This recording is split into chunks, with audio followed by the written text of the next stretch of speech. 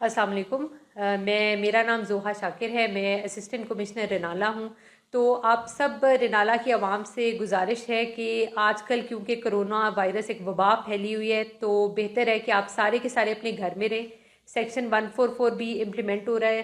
तो जितने भी हमारे यहाँ पर आवाम है, बूढ़े बुज़ुर्ग बच्चे, सारे अपने घर में रहे, अपने घर में कुछ ऐसी एक्टिविटीज़ ढूंढ लें जिससे आप बिज़ी रहे, बाहर ना निकलें।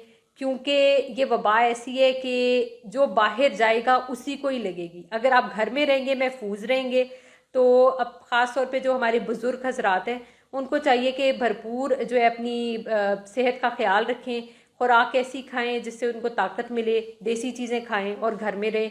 इसके अलावा जो है आप सबसे जो हमारे दुकानदार हजरात हैं उनसे इल्तमास है कि 5 बजे जो है अपनी दुकानें वो बंद करें, ताकि मुझे खुद जाकर जो है बंद ना करना पड़े। और मुझे उम्मीद है कि मेरी आवाम यहाँ पर रेनाला की जो है वो गवर्नमेंट की जो पॉलिसीज़ है उनका भरपूर रिस्पेक्ट करती है और उनको इम्प्लीमेंट करने में मेरी मदद करेगी। शुक्रिया।